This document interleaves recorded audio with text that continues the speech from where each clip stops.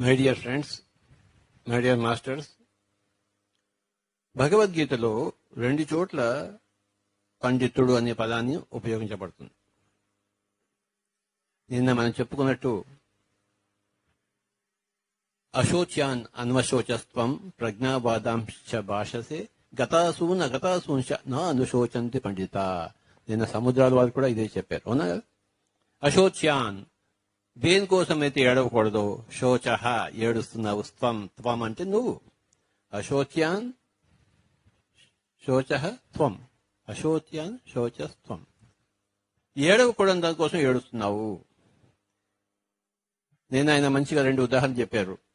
మరి వాడిని చంపేస్తున్నానే అని ఏడుస్తున్నాడు అర్జునుడు, వాడి చేతి చంపబడుతున్నానే అని ఏడ్చాడు ఉత్తరుడు, అవునా కదా? కనుక మరి వాళ్ళని చంపుతున్నావంటే వాళ్ళు అధర్మం వైపు ఉన్నారు. వాళ్ళని చంపడం నీ ధర్మం కనుక నువ్వు చంపైతే రాది. గతాసూన్ అగతాసూంశ నా అనుశోచంతి పండిత.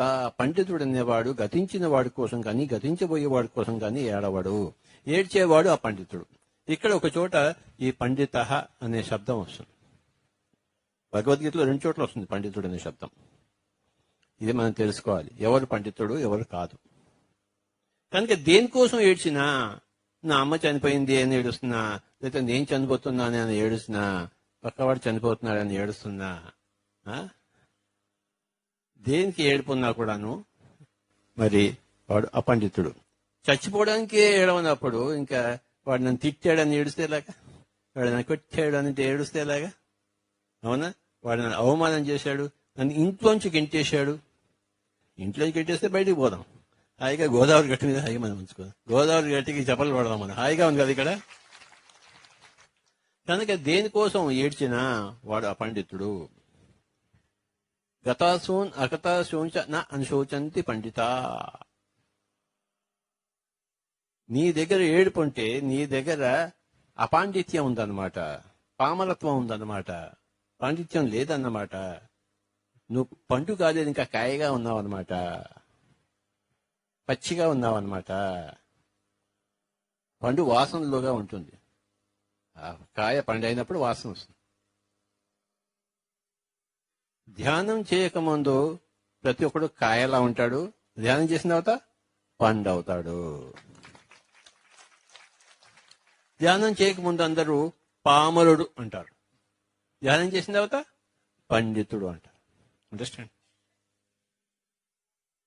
కనుక అర్జున, నువ్వు ధ్యానం చేయబోయ్, ధ్యాన యోగివి కాబోయ్ అన్నాడు. నిన్ను కూడా ఈ శ్లోకం చెప్పుకుందాం మనం. ఏమని? తపస్విభ్యోధికో యోగి జ్ఞానిభ్యోపి మతోధిక కర్మ్యభ్యష్టాధికో యోగి తస్మాత్ యోగి భవార్జున. అయ్యా యోగివిక అని ఎవడు చెప్తున్నాడు? యోగేశ్వరుడు అంటే వేదవ్యాసుడు. కృష్ణుడు అనేది ఒక పాత్ర, అసలు ఉన్నది మాస్టర్ ఎవడు? వేదవ్యాసుడు వాడు. కనుక వేదవ్యాసుల వారికి గట్టిగా చెప్పకూడదు. భగవాన్ వేదవ్యాసుల వారు. అర్జునుడు అంటే కూడా వేదవ్యాసుడే, కృష్ణుడు అంటే వేదవ్యాసుడే, పాండవులన్నా వేదవ్యాసుడే, కౌరవులన్నా వేదవ్యాసుడే. అదంతా ఆ కథ అంతా చక్కగా ఆయన మస్తిష్కు నుంచి వెల్లువడిన ఒక మహాధార భగవద్గీత, మహాభారతం. అండర్స్టాండ్? ఆయన అన్ని వేదాలను క్రోడీకరించి దాన్ని సరళం చేసి, సుగమం చేసి, దాన్ని క్లాసిఫై చేసి, దాన్ని ఇంప్రూవ్ చేసి, దాన్ని ఆయన ఆ పంచమ వేదంగా మహాభారతం రాశాడు. వేదాలన్నీ పొంచుకున్నవాడు పంచమ వేదంగా చేసి అందులో మెయిన్ క్రీమ్ అంతా, ఆ ఉపనిషద సారాలంతా భగవద్గీతగా పెట్టాడు. మరి ఇదంతా కూడాను వేదవ్యాసీయము. కొంత అక్కడ సమకాలీన సమాజంలో ఉండే హీరోస్ ని తీసుకుని దాన్ని కొంత తను యాడ్ చేసి చేస్తారన్నమాట. ఆ పాలు నీరు కలిపితే ఎలా ఉంటుందో అలా ఉంటుందన్నమాట. కొంత పాలు ఉంటుంది, అందులో కొంత నీరు కలిపి అందరికీ ప్రజామోగ్యంగా ఒక కథలు అంతా రాసి ఒక రమణీయంగా తయారు చేసి, కావ్యంగా తయారు చేసి మనకి ఆ ఇద్దరు గ్రేట్ మాస్టర్స్, ఫస్ట్ వాల్మీకి తర్వాత వేదవ్యాసుడు ఇచ్చారు. వాళ్ళిద్దరికీ మనం కొంత పాలను తీసుకుని కొంత నీరు కలిపి, కొంత ఫ్యాక్ట్ని తీసుకుని కొంత ఫిక్షన్ ని కలిపి దాన్ని అంతా రసరమణ చేసేసి, అంటే చిటికిన వీడి మీద పర్వతాన్ని ఎత్తాడు అంటే అంటే అంత ఈజీగా ఆ ప్రాబ్లం సాల్వ్ చేశాడని అర్థం. అదొక ఉపమానం, అది ఒక చక్కటి రమణీయమైన అది కవి యొక్క వర్ణన. గోవర్ధన గిరిదారి. అసలు సంగతి ఏంటంటే గో అంటే ఇంద్రియాలు. ఈ జ్ఞానేంద్రియాలు ఉన్నాయే వాటిని గోవులు అంటారు. గో అంటే రకరకాల అర్థాలు ఉన్నాయి. అసలు అర్థం ఏంటంటే గోవులు అంటే ఇంద్రియాలు. గోపాలకుడు అంటే ఇంద్రియాలను పరిపాలించేవాడు అని అర్థం. గోపాలకుడు. గోకులము అంటే ఆ ఇంద్రియాల్లో జీవించేవాళ్ళు, తమంతాము మరి ప్రవహింపజేసుకునేవాళ్ళు. గోకులం. వాళ్ళు ఏ కులం అంటే ఇంద్రియ కులం. వాళ్ళకి ఇంద్రియాల్లోనే జీవిస్తారు. వాళ్ళు కనపడిందే సత్యం, వినపడిందే సత్యం, కనపడిందే అసత్యం. ఇంద్రియ లోకంలో జీవించేవాడు గోకులంలో జీవించేవాడు. ఆ గోకులంలో పుట్టి గోపాలుడయ్యాడు అంటే నరుడుగా పుట్టి నారాయణుడు అయ్యాడు. అది అర్థం. చెప్పండి. గోకులంలో పుట్టి గోపాలుడయ్యాడు, నరుడుగా పుట్టి నారాయణుడు అయ్యాడు, ఇంద్రియ కులంలో పుట్టి ఆత్మకులంలో చేరాడు. అవునా కదా? సో అది గోకులంలో పుట్టి గోపాలుడయ్యాడు. గోవర్ధనగిరి అంటే తన ఇంద్రియాలను ఒక కొండలా వర్ధన చేసుకున్నాడు. అంటే ఈ కళ్ళతో ఇంతే చూసేది, ఈ కన్నుతో ఇంకెంతో చూస్తాడు అనమాట. అంటే తన ఇంద్రియాలని ఎంతో వర్ధనం చేసుకున్నాడు. గోవులను కాపాడాడు అంటే ఆవులను కాపాడాడు కాదు, ఈ యొక్క జ్ఞానేంద్రియాలను కాపాడాడు ఆ ధ్యానం ద్వారా. ఆ ధ్యానమే లేదనుకోండి, మీకు ఈ కళ్ళు చెదిరిపోయి వెనక ఏం బాబు ఎక్కడున్నావు, వినపడటం లేదు నాకు అంటాడు అన్నమాట. ఏంటయ్యా ఏంటి చూపించావు, కనబడటం లేదు అంటాడు. అంటే ఆ గోరక్షకుడు అంటే యోగేశ్వరుడు అన్నది, ధ్యాన యోగం అన్నది, ధ్యాన యోగ తీవ్ర సాధన అన్నది మన ఇంద్రియాలని రక్షిస్తుంది, మన ఇంద్రియాలని కాపాడుతుంది. చూపు పోకుండా ఉంటుంది, పోయిన చూపు మళ్ళీ వస్తుంది, అన్ని వినపడుతూ ఉంటాయి, పోయిన మరి ఆ యొక్క వినికిడి మళ్ళీ తిరిగి వస్తుంది. మనం ధ్యానం చేసినప్పుడు మన గోవులను మనం రక్షించుకుంటాము. గో సంరక్షణ అంటే ఇంద్రియాల సంరక్షణ. అర్థమైందా? గోకులంలో పుట్టిన మనమందరము గోపాలులము కావాలి. ఎలా అవుతాము? యోగం ద్వారా, ధ్యాన యోగం ద్వారా, అభ్యాసం ద్వారా. మన గోవులను వర్ధమానం చేసుకుంటాం. కొండంత వర్ధం. మన గోవర్ధనగిరి అంటే మన ఈ దృష్టి, చర్మచక్షులతో దృష్టితో పాటు దివ్య దృష్టి వస్తుంది. ఇక్కడ వినడం పాటు ఎక్కడో ఉన్న వినపడతాయి మనకి. అర్థమైందా? అంటే అది ఆ దివ్య శక్తులు అన్నీ వస్తాయి. దివ్య శక్తులు వచ్చినప్పుడు మనం గోవర్ధన గిరిదారులం. ఆ విధంగా అర్థం చేసుకోవాలి.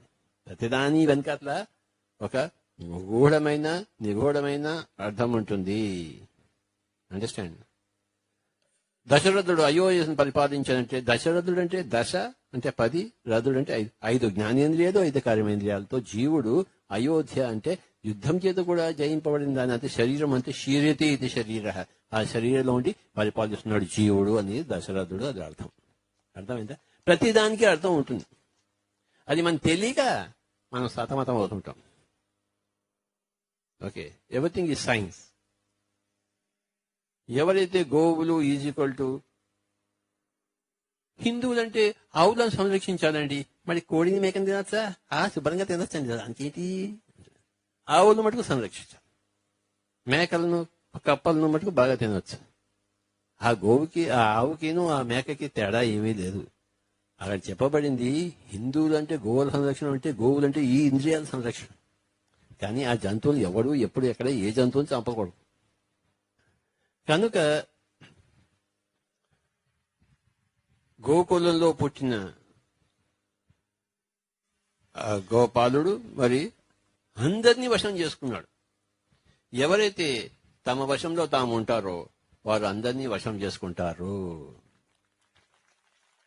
ఎవరైతే తమ వశంలో తాము ఉండరో, ఇటుగాలి వీస్తే ఇటుపోయి అటు నుంచి కలుస్తే ఇటుపోయి ఒక ఎండిపోయిన ఆకులా ఉండేవాడు కాకుండా ఒక చెట్టులాగా స్థాపితమయ్యి అందరికీ నీడనిచ్చి, అందరికీ పళ్ళిచ్చి, అందరికీ సువాసనలిచ్చి, అందరికీ ఆ పుష్ప సౌందర్యాలనిచ్చి, సేద తీర్చి, అందరికీ ఆక్సిజన్ ఇచ్చి, అవునా? మరి యోగేశ్వరుడు. ఎత్ర యోగేశ్వర కృష్ణ ఎత్ర పార్థో ధనుర్ధర తత్ర శ్రీ విజయో భూతిర్ధ్రువ నీతిర్మతిర్మమ. ఎక్కడైతే యోగేశ్వరుడైన కృష్ణుడు ఉంటాడో, ఎక్కడైతే ధనుర్ధారి అయిన పార్థుడు అంటే యాక్షన్ ఓరియంటెడ్, యోగేశ్వరుడు అంటే మెడిటేషన్ ఓరియంటెడ్, అర్జునుడు అంటే యాక్షన్ ఓరియంటెడ్, ధనుర్ధారి. ఇలా చేతిలో ధనుస్తుంది అంటే ఎప్పుడు ఎక్కడ ఏం చేయాలో అక్కడ ఆ బాణం వదులుతాడు. Ready to fight, ready to act. కృష్ణుడు అంటే రెడీ టు మెడిటేట్. యోగి ఎప్పుడు ఎలా ఉంటాడు? Ready to meditate. అర్జునుడు ఎప్పుడు ఎలా ఉంటాడు? Ready to act. మనం రెండు కలిపి ఉండాలి. Ready to meditate, ready to act. అంటే కృష్ణ ప్లస్ అర్జున.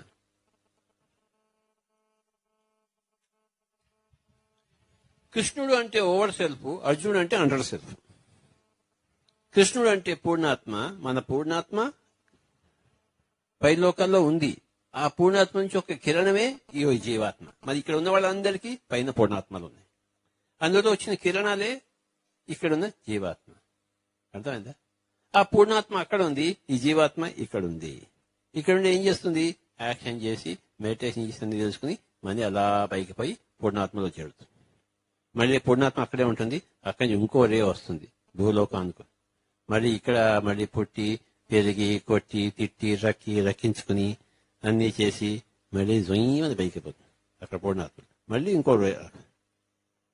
ఒక పూర్ణాత్మ నుంచి కొన్ని వందల రేఖలు, వందల లోకల్లో వెళ్ళచ్చు. ఆ యొక్క పూర్ణాత్మ యొక్క ధ్యాన శక్తిని బట్టి. పూర్ణాత్మ అంటేనే ఆ పరమాత్మ, అందులోంచి వచ్చిన ఒక కిరణం పేరే జీవాత్మ. ఆ జీవాత్మ పేరే అర్జునుడు, ఆ పూర్ణాత్మ పేరే కృష్ణుడు. ఆ వచ్చిన రేఖ పేరే నరుడు. అక్కడ ఉన్నదే నారాయణుడు. ఇక్కడ నరుడు మళ్ళీ నారాయణుడుగా కావాలి. చేరి మళ్ళీ ఈ వచ్చిన రేఖ నరుడుగానే ఉండిపోయి మళ్ళీ నారాయణుడుగా లేకపోతే మళ్ళీ పోయే పూర్ణాత్మలో చేరకుండా కొంత మధ్యలో పోయి మళ్ళీ అక్కడి నుంచి తిరిగి మళ్ళీ పడుతుంది. ఈ రేఖ పూర్తిగా పెద్దగా అయ్యేంత వరకు ఆ పైన పూర్ణాత్మ చూసుకుంటూ బాగోగులు చూసుకుంటూ ఉంటుంది. అడ్వైజ్లు ఇస్తుంటుంది, నాయన నువ్వు స్కూల్కి వెళ్ళావు కానీ చదవలేదు సరిగ్గా, చదువు సరిగ్గా, ధ్యానం చేయి సరిగ్గా, ప్రాణం సరిగా వేయి సరిగ్గా అని చెప్పేసి. ఎప్పుడైతే ఈ నరుడు కూడాను ఆ పూర్ణాత్మ లెవెల్లో వెళ్ళాడనుకో, నారాయణుడిగా అయిపోయాడు అనుకోండి, ఆ పూర్ణాత్మ పక్కన ఇంకో పూర్ణాత్మగా వస్తుంది. ఈ నరుడు పోయి అక్కడ పూర్ణాత్మ అవుతాడు. మళ్ళీ అక్కడి నుంచి తన రేఖలను తాను పంపిస్తుంది. ఇదే ఆత్మశాస్త్రం. అర్జునుడికి కృష్ణుడు రథసారథిగా ఉంటాడంటే ఏంటంటే ఈ అంశాత్మకి పూర్ణాత్మ రథసారథిగా ఉంటుంది. అది అర్థం పైన ఉండి. అర్థమైందా? మీరు ధ్యానం చేసినప్పుడల్లా పూర్ణాత్మ మీకు సందేశాలు వినిపిస్తూ ఉంటాయి. ధ్యానం చేయకపోతే ఆ పూర్ణాత్మ సందేశాలు వినిపించవు. అన్ని దృశ్యాలు ఉన్నాయి, కళ్ళకి చత్వారం వచ్చింది అనుకోండి, అవన్నీ కనబడతాయి ఏంటి? కనబడవు కదా. అలాగే పూర్ణాత్మ సందేశం జీవాత్మకి చత్వారం తీసేస్తే వినబడుతుంది. అంటే అప్పుడు ఈ జీవుడికి రథసారథి కాలేడు. రథసారథ్యం అంటే ఇవన్నీ కూడా చక్కటి కథలు. రథసారథ్యము, అంశాత్మకు పూర్ణాత్మ రథసారథ్యము. ఇలాగే ప్రతి బేబీకిను తల్లి మరి అన్ని సహాయం చేస్తుందా లేదా? ఎంతవరకు చేస్తుంది? పెద్దగా అయిన తర్వాత చేస్తుందా? వీడు కూడాను ఆ చీర కొంగులు పట్టుకుని తిరుగుతాడా? లేదు. కనుక కొన్ని రోజుల తర్వాత ఈ జీవాత్మ పరమాత్మ చెంగు పట్టుకుని తిరగదు. తాను కూడా పరమాత్మ అవుతుంది. ధ్యానం చేసి ధ్యాన ప్రచారం చేసి తాను కూడా పరమాత్మ. ప్రతి ఆడపిల్ల తల్లి అయినట్టు ప్రతి జీవుడు ప్రతి నరుడు ఇంకో నారాయణుడు అవుతాడు. ఇప్పుడు స్త్రీకి పుట్టిన పాప తాను కూడా మళ్ళీ స్త్రీ అయ్యి తల్లి కాలేదా? అప్పుడు ఆ తల్లికి ఈ తల్లికి ఏమైనా తేడా ఉందా? లేదు, ఉన్నా కదా. మరి నారాయణులోంచి పుట్టిన రేఖ, నర రేఖ, తాను కూడా జ్ఞానాదుల ద్వారా తాను కూడా నారాయణప్పుడు ఆ ఊరి నారాయణకి ఈ నారాయణకి తేడా ఉంది ఏంటి? ఫేస్ వేరే కానీ తత్వం ఒకటే, ఉన్నా కదా. సో రథసారథ్యము అంటే ఈ అర్జునుడు ఒక లెవెల్ చెరితే గాని నరుడు పైవాడికి రథసం చేయలేడు. ఫర్ ఎగ్జాంపుల్, ఇక్కడ బాగా ఒక అందరినీ చంపేవాడు చచ్చాడు అనుకోండి. అందరిని చంపేవాడు చచ్చాడు, వాడు చెప్తాడు కదా. చచ్చిపోయినప్పుడు వాడు అంధకారంలో ఉంటాడు. ఒక అంధకారపు చీకటి ఒక ముసుగులో ఉంటాడు. పైనుంచి మాస్టర్స్ వచ్చినా ఆ ముసుగుని తొలగించారు. వాడు వీడంతటి వీడే తొలగించుకోవాలి. ఆ తొలగించినప్పుడు అప్పుడు వాడు వచ్చి ఇద్దరు మాస్టర్స్ వచ్చి తీసుకెళ్తారు. అలాగే కౌరవులుగా ఉన్నప్పుడు వాళ్ళ రథసారథ్యం కృష్ణుడు వచ్చి చెప్తాడేంటి? ఎందుకు చేయడు? వాడు వీడిని ఇంకా నమ్మటం లేదు. వాడు వీడి మాటలు వినే స్థితికి చేరుకున్నాడా కౌరవులు? లేదు, వీడు కనిపిస్తే చంపేస్తామంటున్నాడు. కనుక నోటికి ఒక 100 మంది మరి కౌరవులు అంటే ఒక 5 మంది పాండవులు అంటారు. ఆ పాండవులు లాంటి వాళ్ళకి రథసారథ్యం చేయగలడు ఓవర్ సెల్ఫ్ పూర్ణాత్మ. దీనిని ఒక శ్లోకంలో చెప్పాడు భగవద్గీతలో వేదవ్యాసుల వారు. మనుష్యాణం సహస్రేషు కశ్చిద్ యతతి సిద్ధయే యతతామపి సిద్ధానాం కశ్చిన్ మాం వేత్తి తత్వతః. మనుష్యాణం సహస్రేషు, వేల కొద్ది మనుషులు. మనుష్యాణం సహస్రేషు, సహస్ర అంటే 1000 కదా. అంటే వేల కొద్ది మనుషుల్లో కశ్చిత్ అంటే కొంతమంది, యతతి అంటే ప్రయత్నిస్తారు. దేనికి? సిద్ధయ్యే అంటే నేను సరిగ్గా మాట్లాడాలి, నేను పర్ఫెక్ట్ గా ఉండాలి, నా ఆలోచన పర్ఫెక్ట్ గా ఉండాలి, నా కట్టు బొట్టు పర్ఫెక్ట్ గా ఉండాలి, నా ఆహార వ్యవహారం కరెక్ట్ గా ఉండాలి అని కరెక్షన్ కోసం ప్రయత్నించే వాళ్ళు వేల కొద్ది ఉన్న మనుషులు కొంతమంది.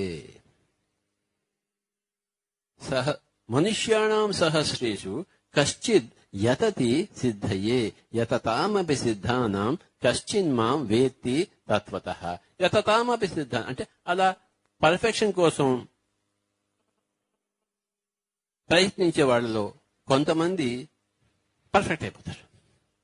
తమను తాము తెలుసుకుంటారు, తమను తాము తెలుసుకుంటారు. ఓయబ్బో, అలా కొన్ని వేల మందిలో కొంతమందే పర్ఫెక్షన్ చేస్తారు.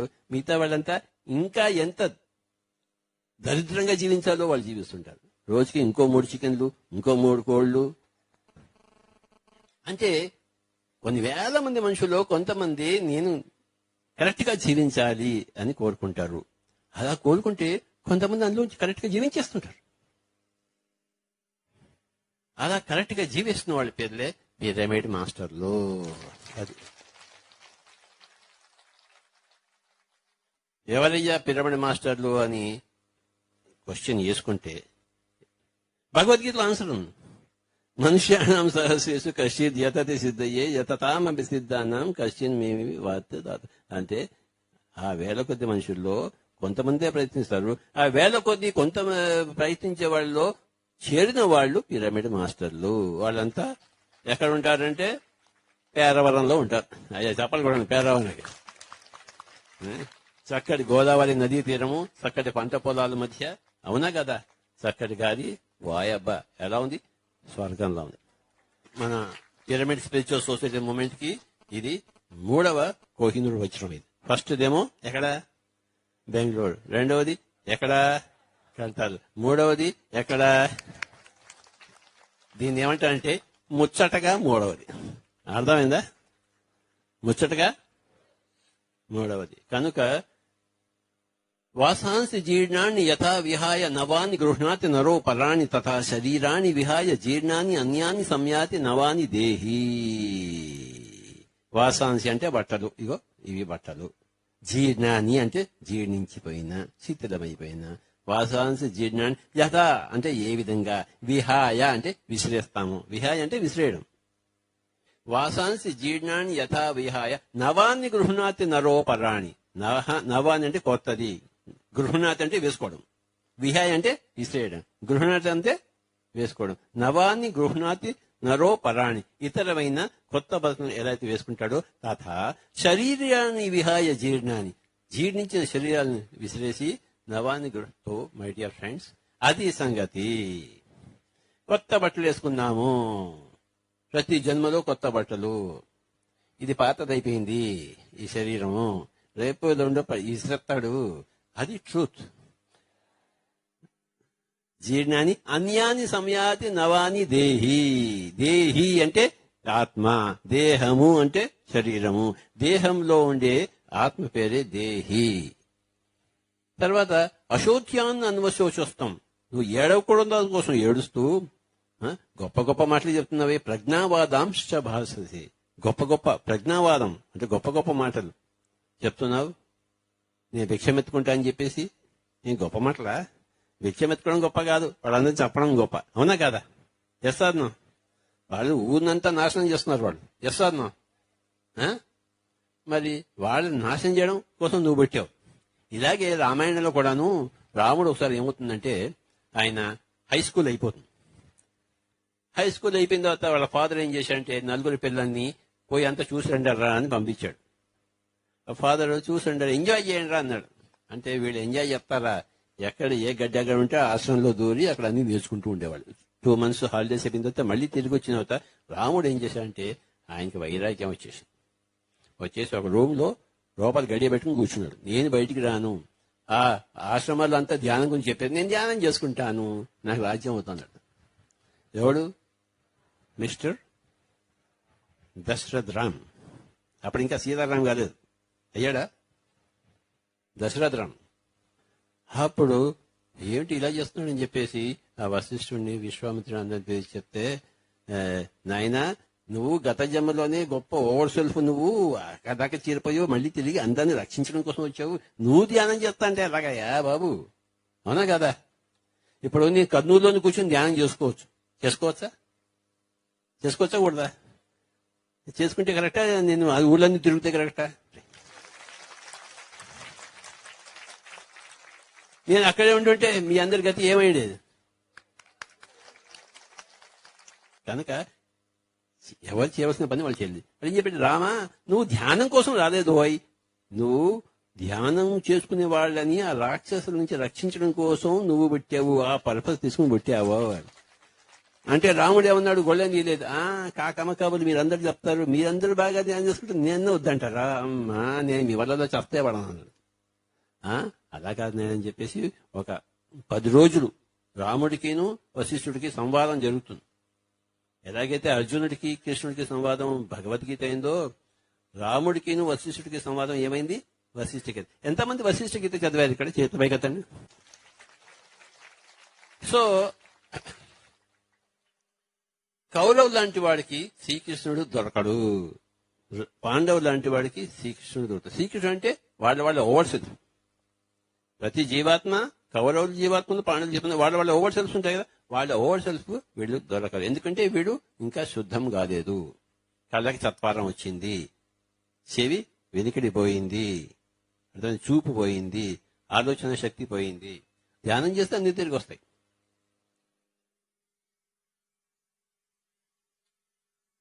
మనుష్యాణం సహస్రేషు కశ్చిత్ యతతి సిద్ధయే యతతామపి సిద్ధానాం కశ్చిన్ మాం వేత్తి తత్వతః. తామంతాము కశ్చిన్ మాం అంటే ఎవరికి వారు అని అర్థం భగవద్గీతలో. అది సూత్రం. అహం అంటే ఆస్ట్రల్ మాస్టర్స్, మాం అంటే ఎవరికి నువ్వు. అర్థమైందా? ఎప్పుడు కూడా భగవద్గీతలో పై దాంట్లో మాం అని వస్తుంది, లేదా కింద కూడా రావచ్చు. కింద ఎప్పుడు అహం వస్తుంది. ఆ మామని ఎప్పుడు వచ్చినా కూడాను అది ఎవరికి వారిని నిర్ణయించుకోవాలి. మామ్ అంటే అక్కడ కృష్ణుడు కాదు, మామ్ ఇన్ ఇన్వర్టెడ్ కామర్స్. సో మనుష్యాణం సహస్రేషు కశ్చిత్ యతతి సిద్ధయే యతతామపి సిద్ధానాం కశ్చిన్ మాం వేత్తి తత్వ. మాం అంటే తమంతాము తెలుసుకుంటారు, ఎవరికి వారు. మామ్ ఇన్ ఇన్వర్టెడ్ కామర్స్ మీన్స్ ఎవరికి వారు. అహం అని ఎప్పుడు వచ్చినా కూడా ఆస్ట్రల్ మాస్టర్స్. Over self. అహం అంటే ఓవర్ సెల్ఫ్. ఫర్ ఎగ్జాంపుల్, సర్వ ధర్మాన్ పరిత్యజ్య మాం ఏకం శరణం వ్రజ. సర్వ ధర్మాన్ పరిత్యజ్య మాం ఏకం శరణం వ్రజ. సర్వ అంటే అన్ని, ధర్మం అంటే ధర్మాలు. దేని ధర్మాలు? ఇంద్రియ ధర్మాలు. ఇంకా ఏది చూడకుండా, ఏది వినకుండా కూర్చోమని చెప్తామా? అంటే నీ ఇంద్రియ ధర్మాలని పక్కన పెట్టి ఆత్మధర్మాన్ని ఒళ్ళో పెట్టుకో. సర్వ ధర్మాన్ పరిత్యజ్య మాం. మాం అంటే ఎవరు? కృష్ణుడా? వేదవ్యాసుడా? ఎవరు? ఎవరికి? వారు. అంటే నిన్ను నువ్వే, మాం ఏకం శరణం వచ్చే, నిన్ను నువ్వే శరణు కోరుకో. అప్పుడేమవుతుంది? సర్వ ధర్మాన్ పరిత్యజ్య మాం ఏకం శరణం వ్రజ అహం త్వా సర్వ పాపేభ్యో. అహం ఇక్కడ అహం పెట్టాడు. ఇక అహం అంటాడు ఓవర్ సెల్ఫ్. ఆస్టర్ మాస్టర్స్ అహం. ఇప్పుడు మనం ఏం చేస్తామంటే, బస్సు వస్తుందయ్యా, బస్సులో ఎవరు ఉంటాడు? డ్రైవర్ ఉంటాడా లేదా? మనకి బస్సు ముఖ్యమా, డ్రైవర్ ఎవడో ముఖ్యమా? డ్రైవర్ ఎవడో ముఖ్యమా మనకి? ఎవరో ఒకరు వస్తాడు. ఏ కాకపోతే బి, బి కాకపోతే సి, కాకపోతే డి, కాకపోతే. కనుక మనం ధ్యానం చేస్తూ ఎవరో ఒక హాస్టల్ మాస్టర్స్ వచ్చి మనకి హెల్ప్ చేస్తారు. అర్థమైందా? మనకి ఆ డ్రైవర్తో సంబంధం ఉందా? ఏంటంటే ఆ పలానా డ్రైవర్ వస్తుంది, నేను బస్సు ఎక్కుతాను అంటావా? నీ డ్రైవర్తో సంబంధమా, బస్సుతో సంబంధమా? కనుక ఎవరో కనపడ్డారండి, నాకు ఏదో చెప్తున్నా అంటే, ఎవరంటే నీకెందుకయ్యా ఎవరు? డ్రైవర్ ఎవరైతే నీకెందుకు? బస్సు ఎక్కువ నువ్వు అంతే, వాడు చెప్పేది విను. ఎవరు అని అడుగుతారు. నాకు కూడా ఏం తెలుసు ఏ బస్సులో ఏ డ్రైవర్ ఉంటాడు? నాకు తెలిసి ఏంటి? నాకు తెలుసా? ఎవరికైనా తెలుసా? తెలియవలసిన అవసరం ఉందా?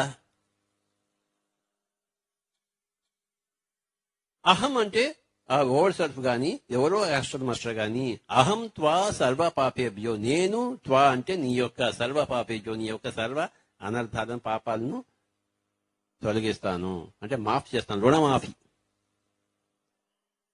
అంతే కదా. అహం త్వా సర్వ పాపేభ్యో మోక్షయిష్యామి మా శుచ. నీ పాపాలన్నీ తొలగిస్తాను, నువ్వు ఎడవమాక. కానీ ఫస్ట్ ఏం చేయాలి? నువ్వు శరణు వేడుకోవాలి. అది లేకపోతే ఇది లేదు. నిన్ను నువ్వు శరణు వేయకుండా నన్నే శరణు కోరనుకో, చస్తే నీకేం దొరకదు. నిన్ను నువ్వు శరణు వేడుకో. నీ యొక్క ఇంద్రియ ధర్మాలన్నీ కాసేపు పక్కన పెట్టి, నీ యొక్క కుటుంబ ధర్మాలన్నీ కాసేపు పక్కన పెట్టి, మొగుడు పెళ్ళాం పట్ల, పెళ్ళాం మొగుడు పట్ల చేయవలసిన ధర్మాలన్నీ పక్కన పెట్టి ఇద్దరు కలిసి ధ్యానం చేయాలా? Yes or no?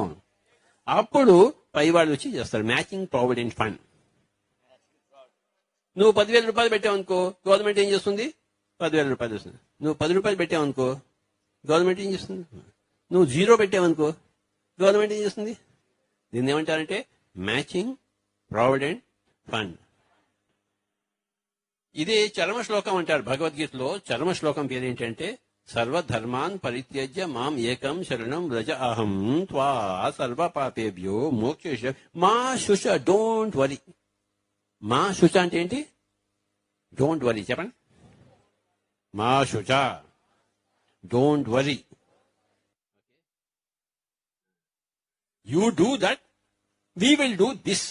A driver వస్తాడో అది మీకంతా అనవసరం. ఏ డ్రెస్ లో వస్తాడో అవసరమా? అర్థమైందా? కనుక ఎంతమంది డ్రైవర్లు ఉంటారు? లక్షల మంది ఉన్నారు. ఏదో బస్సు వస్తుంది, మనం తీసుకెళ్తుంది, అవునా కదా? కనుక నీ పాపాలన్నీ పోగొట్టుకో అంటే నువ్వు ధ్యానం చేయవలే. ఎన్నో పాపాలు చేసావు, ఎన్నో అప్పులన్నీ చేసావు, కానీ రుణమాఫీ పథకం ఉందిగా. ఒక అబ్బాయి ఏం చేస్తున్నాడంటే, ఒక 10,000 సంవత్సరాల నుంచి చీకటి గుహలో ఉన్నాడు. ఇంకో అబ్బాయి 1000 సంవత్సరాల నుంచి ఒక చీకటి గుహలో ఉన్నాడు. ఇంకో అబ్బాయి 10 సంవత్సరాల నుంచి చీకటి గుహలో ఉన్నాడు. ఇంకో అబ్బాయి 10 నిమిషాల కిందటే చీకటి గుహలో ఎట్టాడు. 10,000 సంవత్సరాలు చీకట్లో ఉన్నాడు, 10,000 సంవత్సరాలు చీకట్లో ఉన్నాడు, 10 సంవత్సరాలు చీకట్లో గుహలో ఉన్నాడు, 10 నిమిషాలు. వాడు ఆ చీకటి గుహలోంచి బయటకు వస్తే చాలు, వెంటనే వెలుగు వస్తుంది కదా. 10,000 సంవత్సరాలు ఉన్నవాడికి 10,000 సంవత్సరాలు మళ్ళీ పడుతుంది బయటకు వచ్చిన చూడటానికి. వాడు బయటకు వచ్చిన క్షణమే వాడికి వెలుగులో వస్తాడు, అవునా కదా. అలాగే నువ్వు 10,000 పాపాలు చేసినా, 10,100 పాపాలు చేసినా, 10 పాపాలు చేసినా, మరి 10 పాపాలు కూడా తప్పులు చేసినా, ఏదైనా కూడా నువ్వు ఈ కళ్ళు మూసుకుని ఈ గుహలో చీకటి, ఈ 2 చీకటి గుహలు, ఈ చీకటి గుహలోంచి ఈ వెలుగులోంచి వచ్చావంటే వెంటనే పాపాలన్నీ భస్మం అయిపోతాయి.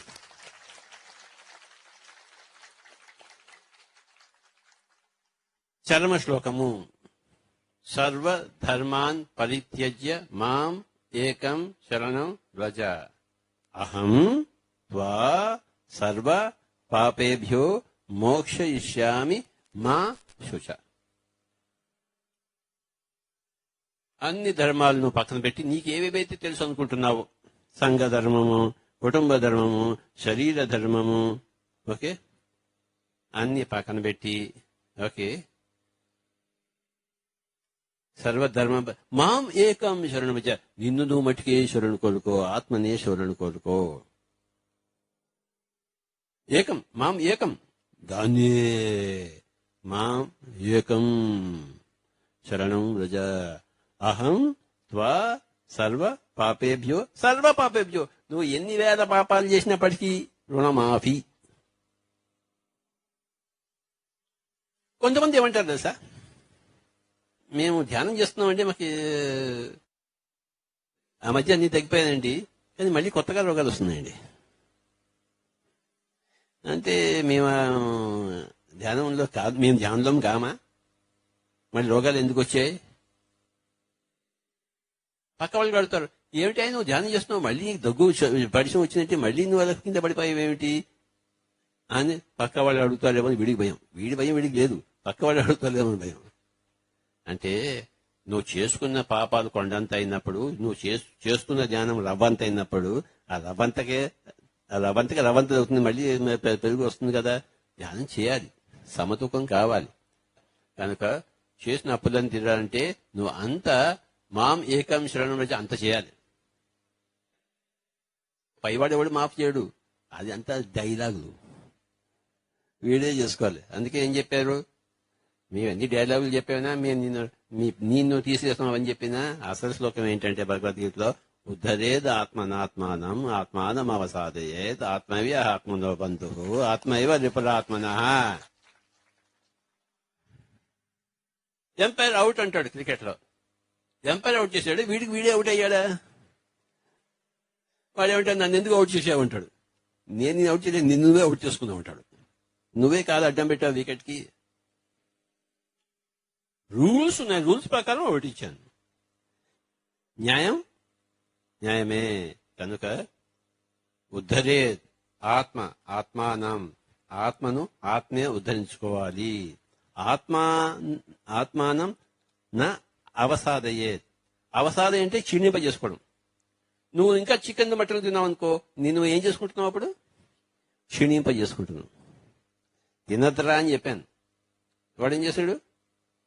తింటాను అన్నాడు. అప్పుడు నేనేం చెప్పాను? నీ ఇష్టం. అప్పుడు వాడు ఏం చేస్తున్నాడు తింటుంటే? ఇప్పుడు అది తినడం పాపం అని తెలియకపోతే వాడు చేసే కర్మ అజ్ఞానపు కర్మ. ఇది తినడం పాపం అని తెలిసిన తర్వాత వాడి కర్మ పాపపు కర్మ అవుతుంది. అజ్ఞానపు కర్మ అవుతుందా, పాపపు కర్మ అవుతుందా? అది సంగతి. అజ్ఞానపు కర్మకి తక్కువ శిక్ష, పాపపు కర్మకి ఎక్కువ శిక్ష. ఉద్ధరేద్ ఆత్మనాత్మానం ఆత్మానం న అవసాదయేత్ ఆత్మానం అవసాదయేత్. ఆత్మవ్య ఆత్మనో బంధు, ఆత్మకి ఆత్మే బంధువు. ఆత్మైవ రిపురాత్మ, రిపు అంటే శత్రువు. ఆత్మకి ఆత్మే శత్రువు. ఎవరికి వారే యమున తేరే, ఎవరికి వారే కర్మే తేరే, ఎవరికి వారే జీవన తేరే. కనుక నిర్ణయం తెలుసుకున్నాం. వాసాంసి జీర్ణాన్ని యథా విహాయ నవాని గృహ్ణాతి నరోపరాణి తథా శరీరాన్ని విహాయ జీర్ణాన్ని అన్యాన్ని సంయాతి నవాని దేహి. అశోచ్యాన్ అన్వశోచస్తు ప్రజ్ఞావాదాంశ్చ భాషసే గతాసు నగతాసూంచ న అనుశోచంతి పండితా. తపస్విభ్యోధికో యోగి జ్ఞానిభ్యోపి మతోధిక కర్మ్యభ్యశ్చాధికో యోగి తస్మాత్ యోగి భవ అర్జున. ఇవాళేం చెప్పుకున్నాం మనం? సర్వధర్మాన్ పరిత్యజ్య మామేకం శరణం వ్రజం అహం త్వా సర్వపాపేభ్యో మోక్షయిష్యామి మా శుచ ఉదరేదాత్మనాత్మానం ఆత్మానమవసాదయేత్ ఆత్మవ్యాత్మనో బంధు ఆత్మైవ విపరాత్మనః.